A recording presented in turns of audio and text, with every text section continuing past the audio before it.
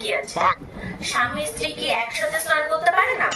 100 বার করে, 1000 বার করে, আলবাত করে, দুজনে একবারে জামা খুলে। বলছি আমরা কি জামা পরে স্নান করবো? কেন? তুমি কি জামা কাপড় পরে স্নান করো? না না, আমি তো জামা খুলেই স্নান করি। তাহলে তাহলে তো স্নান করতে করতে অনেক কিছু হয়ে যাবে।